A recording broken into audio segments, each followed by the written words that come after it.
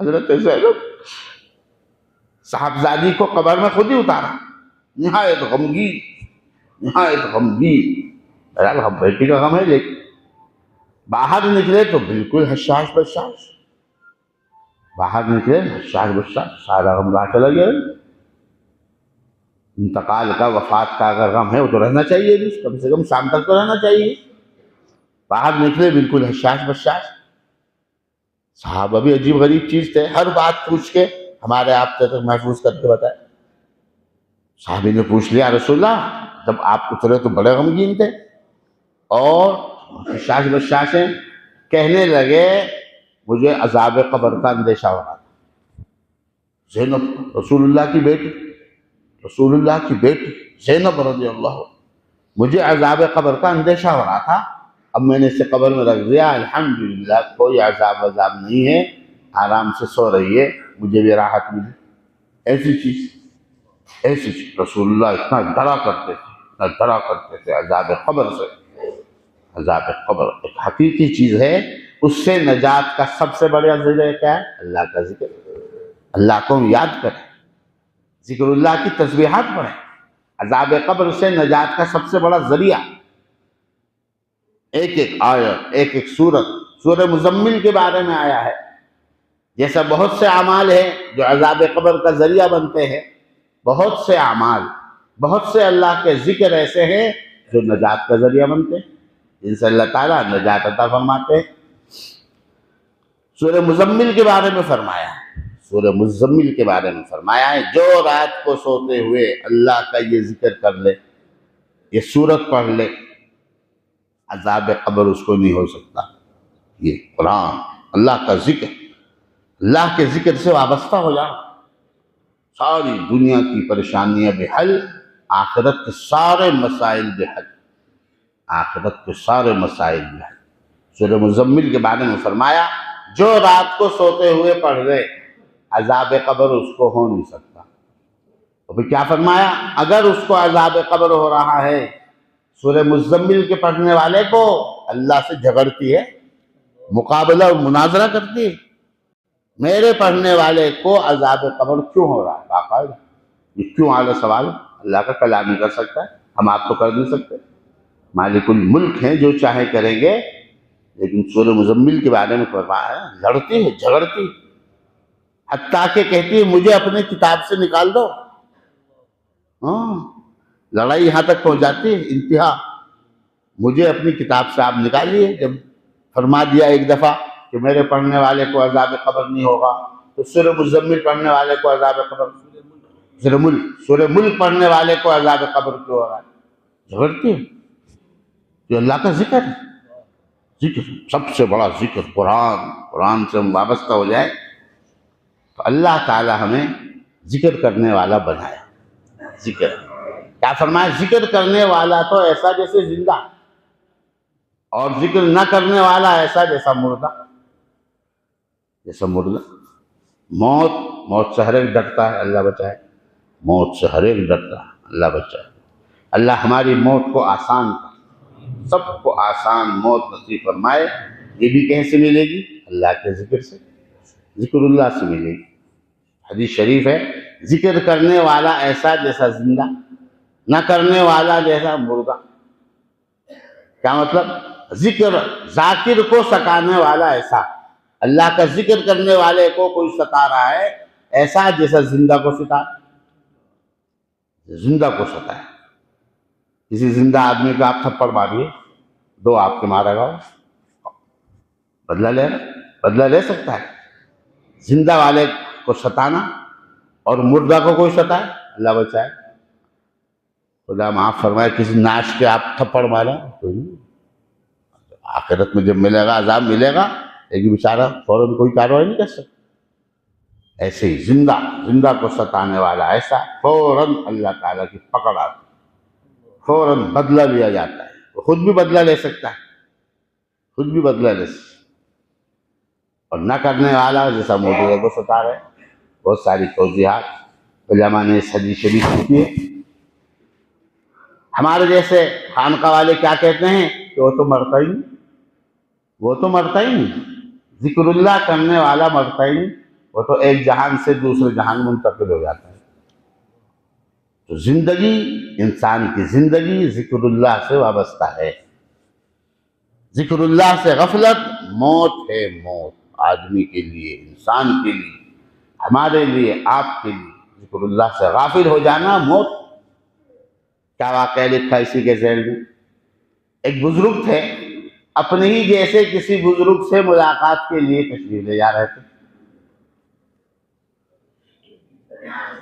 راستے میں چلتے چلتے ذرا تھکن سی ہوئی، معمر آدمی تھے، ایک درخت کے نیچے بیٹھ گئے، ایک درخت کے نیچے بیٹھ گئے سستانے کے لیے، سانس لینے کے لیے۔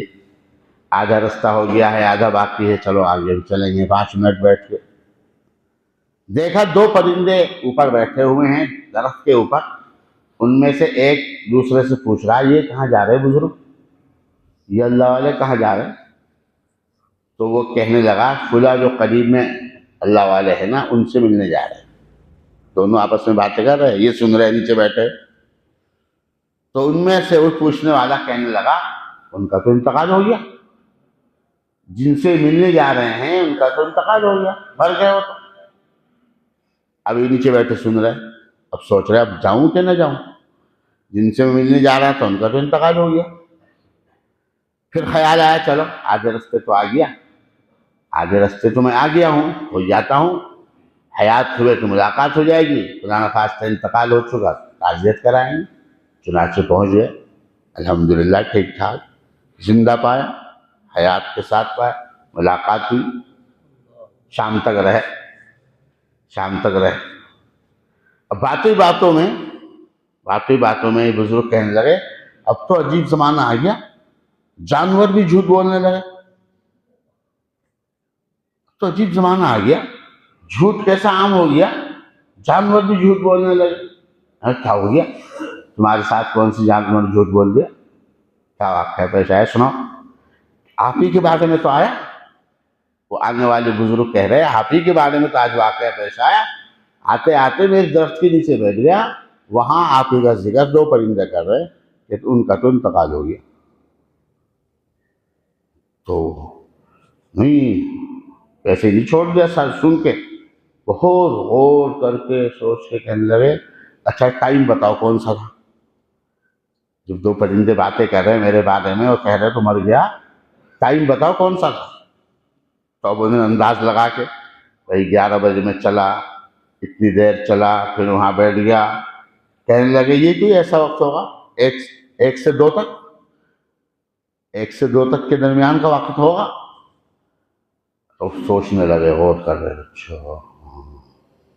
کہنے لگے صحیح کہا بھائی اس جانور نے، یہ والے بزرگ کہہ رہے ہیں اس جانور نے صحیح کہا، 1 سے 2 کے درمیان میں اللہ کے ذکر سے غافل اپنے کسی ذاتی کام میں لگ رہا ہے۔ ہر وقت ذکر کرتے ہو اللہ علیہ، لیکن 1 سے 2 تک جو آپ کو وقت بتا رہے ہو جانور والا، اللہ کے ذکر سے غافل میں اپنے کسی ذاتی کام میں لگ رہا تھا۔ بھائی اس جانور نے صحیح کہا، جانور نے جھوٹ نہیں بولا۔ تو اللہ کے ذکر سے غفلت، کیا لکھا علماء نے اس واقعے کے تحت؟ اللہ کے ذکر سے غفلت، اللہ کے ذکر سے غفلت موت ہے، موت۔ سمجھو آدمی مرا، اللہ ہمیں اس کی توفیق عطا فرمائے، ہم تجھے یاد کریں، ہم تجھے یاد کریں، تیرے نام کو لیں، تیرے نام کو پکاریں، تیرے نام کی ضربیں لگائیں، اپنی صبح و شام کی تسبیحات پوری کریں، اپنی صبح و شام کی تسبیحات اللہ ہمیں کرنے کی توفیق عطا فرمائے، قدردانی کی توفیق نصیب فرمائے۔ قدردان اللہ سے توفیق مانگیں، اللہ مجھے اپنا نام لینے کی توفیق دیجیے، اپنا نام لینے کی۔ کیا فرمایا؟ اللہ کی توفیق کے بغیر کوئی آدمی 1 مرتبہ سبحان اللہ بھی کہہ نہیں سکتا۔ حدیث ہے، 1 مرتبہ بھی سبحان اللہ اللہ کے ذکر کے بغیر کوئی کہہ نہیں سکتا، اس کی توفیق مانگ، اللہ ہمیں اس کو قدردانی دے۔ وقت کو بچا کر اللہ کے ذکر میں لگائیں، اللہ کے ذکر میں لگائیں، اللہ اس کے ہمیں توفیق عطا۔ سری سقطی ایک بزرگ ہیں، حضرت شیخ نے لکھی ساری باتیں، فضائل ذکر کے اندر حضرت شیخ نے سب کچھ لکھا۔ سری سقطی ایک بزرگ،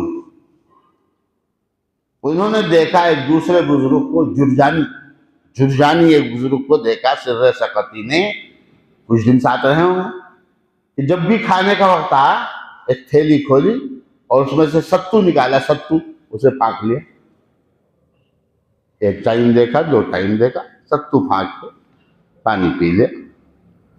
تو پوچھنے لگے تیسرے وقت میں، چوتھے وقت میں، تو خالص پھانک رہے، ستو کو تم ویسے پھانک لیتے ہو، روٹی ووٹی نہیں کھاتے، کم سے کم اسی میں پانی ملا کے گولی بنا لیا کرو۔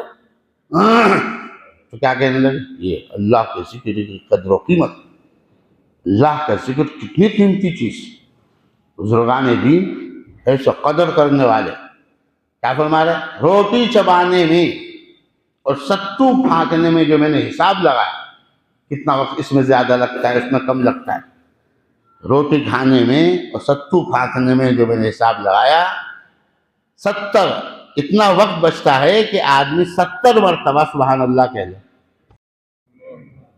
روٹی کھانے میں اتنا وقت زیادہ لگتا ہے اور ستو پھانکنے میں اتنا وقت مجھے مل جاتا ہے، میں 70 مرتبہ سبحان اللہ کہہ لیتا ہوں۔ میرا معمول ہو گیا 40 سال سے میں نے روٹی نہیں کھائی۔ یہ اللہ کے ذکر کی قدر و قیمت جاننے والے، اللہ کے ذکر کی اتنی قیمت، وقت کو بچا بچا کے اپنی صبح و شام کے ذریعے اللہ کو پکارنا۔ بتائیے، ایسے بزرگان دین بھی ہے، ایسے اللہ والے بھی گزرے۔ 40 سال سے اس آدمی نے روٹی نہیں کھائی، کیونکہ ہر مرتبہ، ہر ٹائم میں 70 مرتبہ اسے سبحان اللہ کہنے کا زیادہ موقع ملا۔ قدر و قیمت، اللہ کے ذکر کی قدر و قیمت، اللہ کا ذکر کتنا قیمتی چیز، اللہ ہمیں اس کا استحضار نصیب فرما۔ اللہ ذکر سے ہمیں وابستہ کر دے، ذکر کرنے والے ہم بن جائیں، ذکر کرنے والے ہم بن جائیں۔ علامہ کون سے بزرگ ہیں وہ، لکھا ہے 100 فائدے۔ اللہ ابن القیم ایک بزرگ گزرے ہیں، انہوں نے فضائل ذکر لکھی ہے اپنی کتاب، اس میں کیا لکھا، اللہ کے ذکر کے اندر 100 فائدے، 100 فائدے۔ اب 100 تو مجھے یاد بھی نہیں، آپ کے پاس بھی اتنا ٹائم نہیں ہے، ناشتے کا ٹائم ہو رہا ہے کہ میں 100 کے 100 بیان کروں۔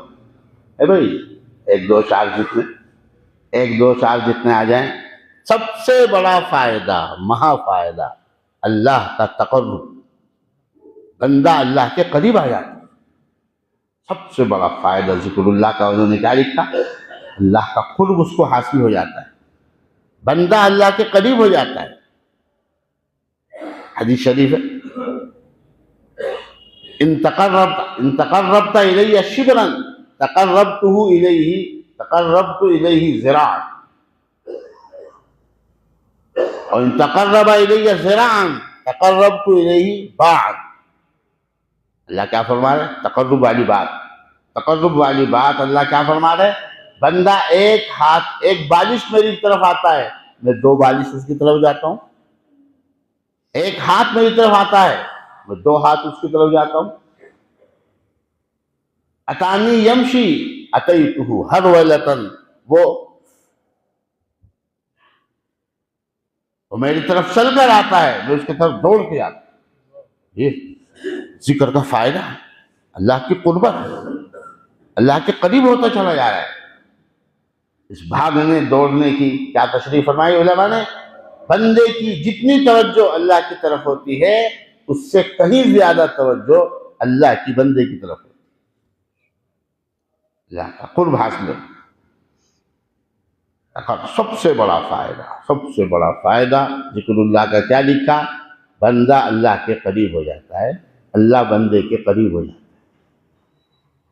اور پھر کیا لکھا، بہت سارے فائدے لکھے، بہت سارے فائدے، جیسے آیت شریفہ میں نے پڑھی، الا بذکر اللہ تطمئن القلوب، اطمینان قلب کا ذریعہ، دلوں سے سارے غموں کو، سارے فکروں کو اللہ کا ذکر ختم کر دیتا ہے، دور کر دیتا ہے۔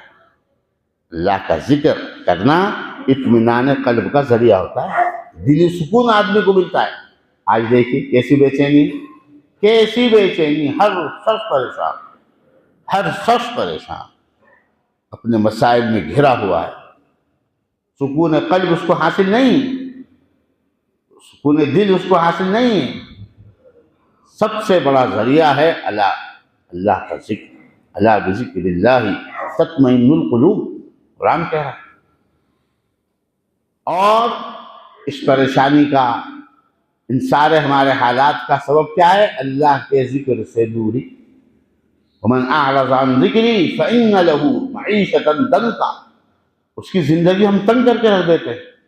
جو ہمارے ذکر سے بھاگتا ہے، جو ہمارا ذکر نہیں کرتا کبھی بھول کر بھی، اس کی زندگی کو ہم تنگ کر دیتے ہیں۔ قرآن کہہ رہا ہے، دیکھیے کتنی تنگی ہے آج کا، کتنی تنگی ہے۔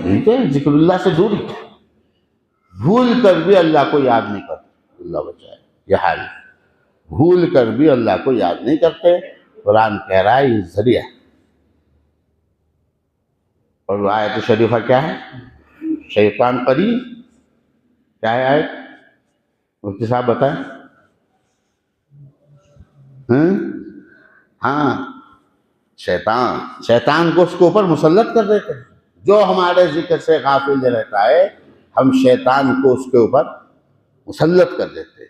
بتائیے، شیطان جس پہ آ کے بیٹھ جائے تو پریشانی، مصیبتیں ہی مصیبتیں، بے چینی، پریشانی، یہ سب اس کا ذریعہ ہے۔